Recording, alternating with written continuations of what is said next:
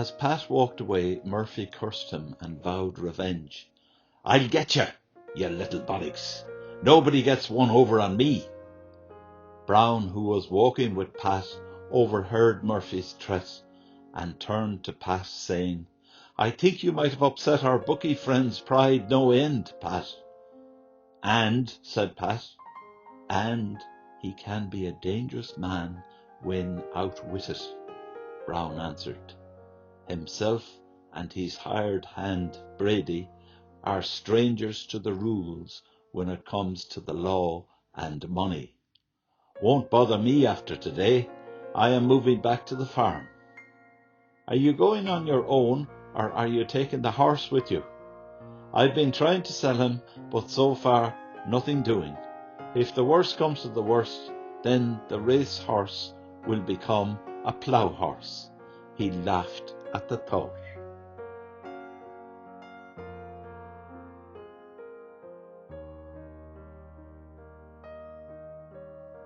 "That's a big come down for a horse that was going to sweep the board and win classics, including the Derby," said Brown.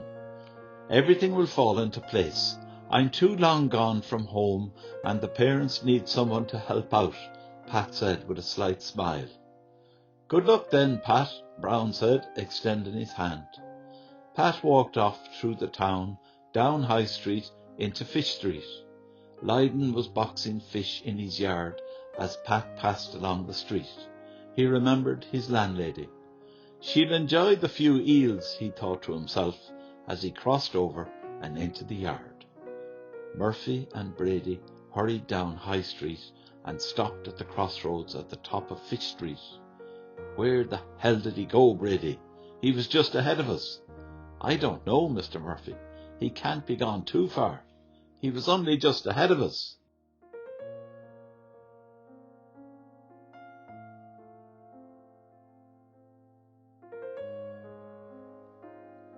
Murphy gave him a poke on the shoulder. "I know that, but which way could he have gone? Left, right, or straight on?" "I don't know," said Brady. "That poke hurt, Mr. Murphy." This was muttered in a petulant voice, accompanied by steady rubbing of the said injured shoulder. "Come on, you big loother," said Murphy, ignoring the injury and the injured party. "We'll go down Fish Street to the bridge. He has to cross it to get back to his lodgings." "Any eels for the poor, Mr. Lydon?" Pat shouted. "I have, and I need every one of them," replied Lydon. "No chance of a few then?" asked Pat. "Buy some, and I'll throw in a few herring as well, all for 5 bob." "Fillet and wrap," said Pat. "Sound."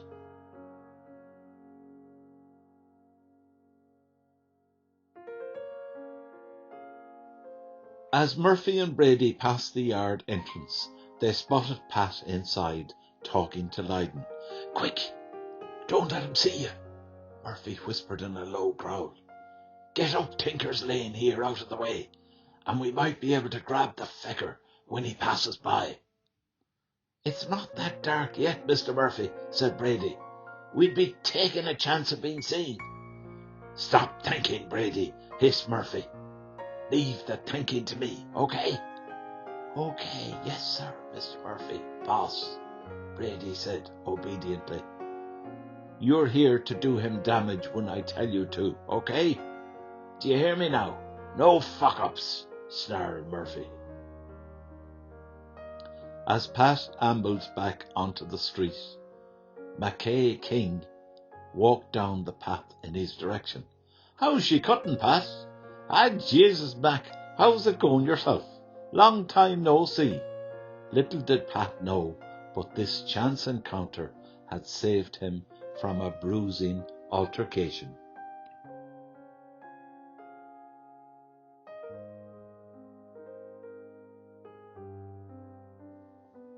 On hearing Mackay's voice, Murphy quickly turned and pushed Brady further into the laneway. Pat and Mackay walked onto Wolftone Bridge and stopped for a while to look downriver towards Carnegie's Claddagh Hall. The swans gathered in clusters around Keogh's, and currachs tied up along the edge of the small inlet opposite the hall. The river water sped downstream, breaking around the green moss-coloured rocks protruding from the riverbed as it swept into the sea at the end of Nemo's pier. "Mac, can I ask you a question?" "Sure, fire ahead. Not a hard one, though," laughed Mackay. "Walter Mackin," began Pat. "Hold it there, Pat. Never heard of him." "No, it's not him. It's about a play he wrote. Tenements in Galway. A fellow named Mungo King lived there." "Mungo? Mungo?" cried Mackay. "What kind of a name is that? You wouldn't give it to a dog." "You never heard of him, so?" asked Pat, deflated.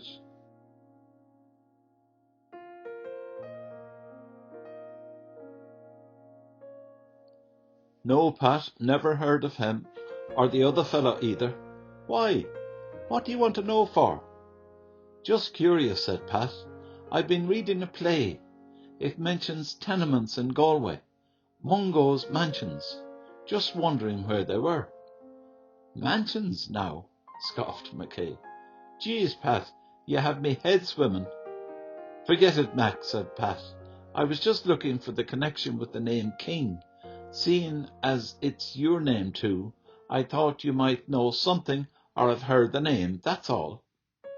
"I'll ask the mother, Pat. She might know something," said Mackay. "Do you see the long walk over there?" he continued. "Well, she told me that the Viking ships moored up there. One of the ships was called the Valkyrie. The natives called it Long Valk. Now for you. That's where the long walk came from." "That's interesting, Mac," said Pat. "I never heard that before. I'm telling you, Amachine, she knows a lot. When I ask her about Mungo King, betcha she'll know." "It's fine, Mac. I'm just curious, wondering where the mansions were. I thought myself they might be the halls in Key Street." "I'll still ask her, and I'll be back to you," he insisted.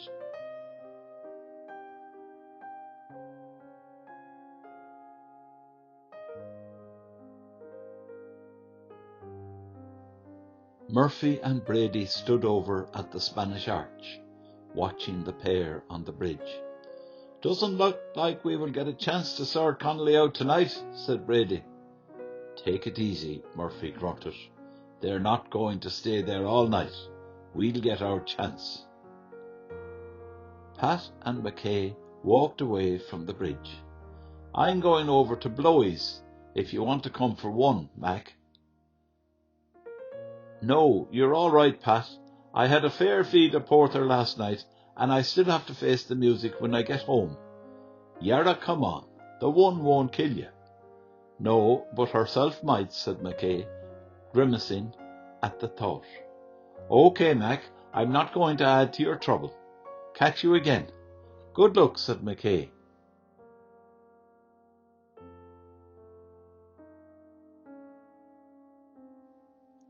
He walked away around by the Claddagh basin, leaving Pat to his thoughts. Pat was in no hurry now that he had his mind made up. Patrick Connolly was going home, and he was content in himself and with his decision. It was getting dark now as he moved away from the bridge. Father Tom Burke's statue stared down at him from atop his pedestal, his right hand raised in the air, holding a prayer book. Pat remembered the old rhyme. Hitler's troops, right hands raised in salute. Statue of Liberty, right hand with the flaming torch. Dominican Tom Burke, right arm raised, missile in hand. A dog, hind leg raised and pissing against the pedestal. He laughed. Faith, freedom, fascism, and good old nature, he said aloud.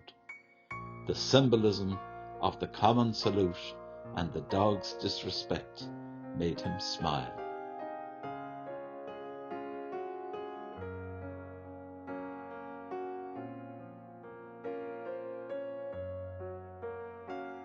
Blowy Haverty's bar was on the Claddagh end of Raven's Terrace.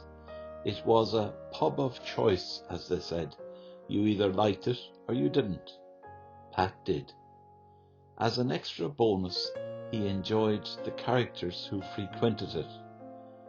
He stood looking at the display inside the pub window. It was more like a tobacconist's emporium than a bar display. Peterson's Briar pipes, a selection of plug tobaccos, Clark's Perfect Plug, Walnut and Condor plugs and pipe cleaners. It was a pipe smoker's treasure chest. Pat inhaled the view. There was a line of clay pipes with long and short shanks. The Dugeen or clay pipe was light and brittle. It was handled with great care. He decided he would purchase a pair of clay pipes and some tobacco for his father, a committed pipeman.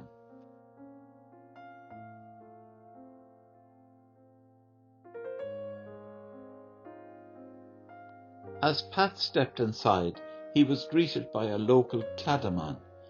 "How's she cutting, Melly?" Mace shouted. "Like a hooker with the wind bulging in her sails," he replied. "Wind, Pat, wind," said Boston Bob. Blowy passed behind the bar. He was in foul mood. "Lord help me, I'm going to crack up, Pat. Look at that feckin' clown Skid, cracking boiled eggs and firing the shells into the fireplace." Dan Skid was a regular in the bar since he retired from the Customs and Excise 5 years before. His wife had passed away some years ago. He had gone from being smartly dressed to being unkempt and uncaring. "I'll put the skids under that fellow one of the days, Pat," said Blowy. Pat was unsure whether the bar owner meant to pun with Skid's surname or not.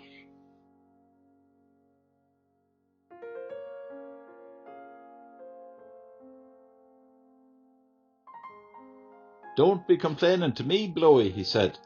"Why don't you say something to Skid?" "I'm only saying," said Blowy. "Geez, I have to say it to someone. He comes in here every afternoon, pockets filled with boiled eggs, sits there, hogs the fire for hours, sups on 2 pints and talks shite." Take me out of this, dear Lord, Pat thought to himself. "Are you joining us for a game of 25s, Pat?" Bob called. "Be right there, Bob," said Pat, relieved to have an escape route. He ordered a pint and a small whisky. "I'll have 2 clay pipes and 2 plugs of Clark's as well," he said. As Blowy put the pipes and the tobacco into a brown paper bag, he looked over in Dan's direction. "Throw another sod or 2 of turf on the fire, Dan, good man," he said. So much for putting the skids under Dan.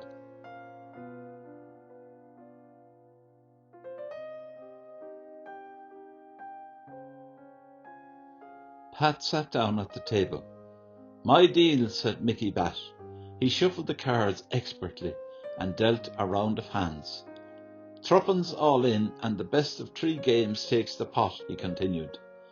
Pat played for about half an hour before deciding to go. "I'm off," he announced, rising from the table. "I've had enough.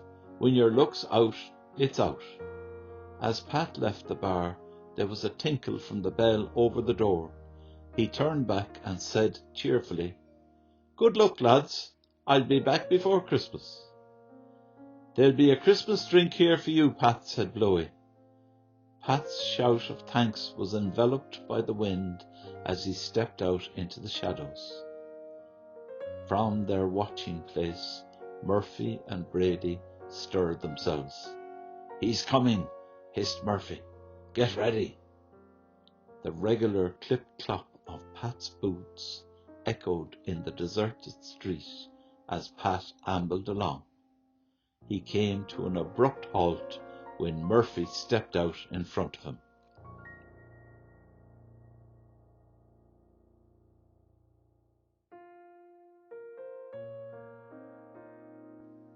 "You made a feckin' idiot out of me, Connolly," growled Murphy. Nobody does that to me." Before Pat had time to react, he was grabbed by the coat labels and half dragged, half pushed into the darkness behind Mitchell's garage. Brady hit Pat on the back of his head with a monkey wrench. There was a sickening crunch of steel hitting bone. Murphy immediately felt the weight of Pat's body as it slumped limply to the ground. "Christ almighty," roared Murphy. "What are you after doing?" "Brady, you're a feckin' lug." Murphy bent close to Pat to see if he was still breathing. He lifted Pat's hand by the wrist to find out if there was a pulse. Pat's hand was wet and sticky. Although he couldn't see it in the darkness, Murphy knew that blood was pumping profusely from the wound on the back of Pat's head. "I think you're after killing him, Brady," whispered Murphy. "Say an act of contrition into his ear quick before his soul leaves his body," said Brady. His jaw was slack with shock and his eyes were gaping.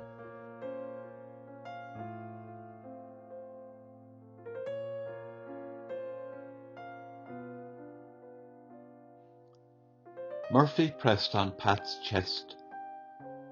"I don't feel a heartbeat," he sighed. With a look of despair, he reached over and grabbed Brady by the lapels of his jacket. "I don't know the act of contrition," he whispered savagely into Brady's ear. "You better say it yourself. One for Pat here, and while you're at it, say one for yourself as well. I've a good mind to kill you, you gobshite." Brady knelt on the ground and recited the prayer quietly into Pat's ear. Murphy continued to check Pat's wrist for a pulse. Finally, they both stopped what they were doing. "He's gone, Brady," said Murphy. "He's fucking dead!" A lion's roar in a jungle. A town crier's roar at the steps of the town hall. A father's roar at the death of his son. They carried Pat's body across the road. They inched their way down the steps. With dark water lapping at their boots, they lowered him gently into the canal. Within minutes, the body had drifted towards the weir at the end of the canal. It was there that the canal water spilled itself into the Corrib River. "Is he gone over the weir?" Murphy whispered as he peered into the darkness.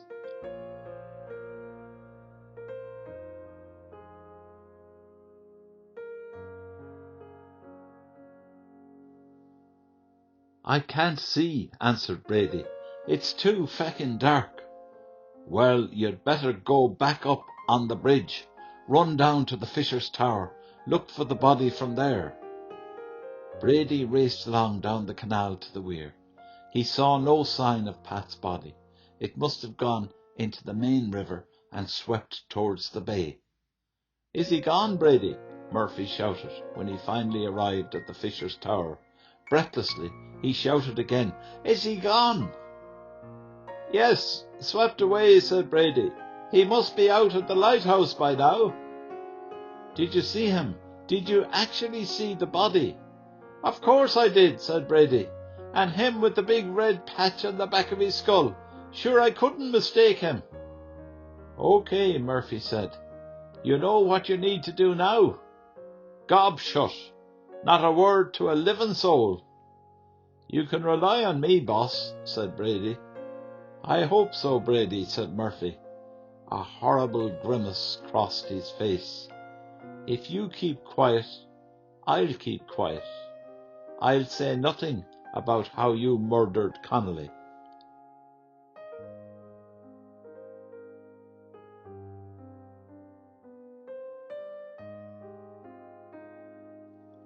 "But I—" Brady didn't finish his sentence. At that moment, it dawned on him that he was the murderer. He took a life. He had killed Pat. The water from the canal flowed towards the river. It spilled gently over the baffleboard at the weir. The reeds stretched like green ribbons on the riverbed and swayed gently to and fro. Pat's body lay face down in the water, 2 arms outstretched, his head bobbing and rubbing against the baffle.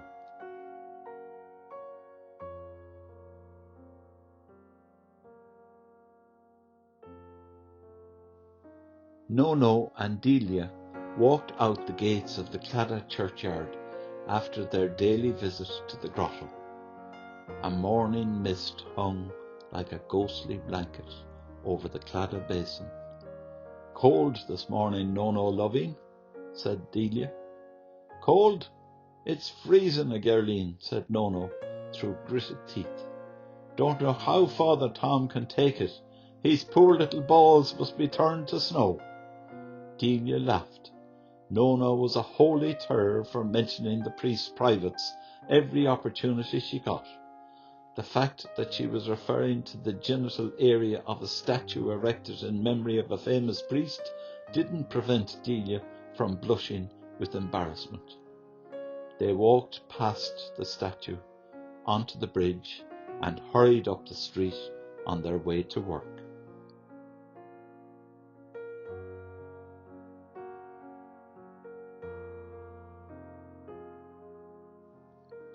Delia walked along by the canal wall, looking down at the flowing water. She stopped, suddenly. "Jesus!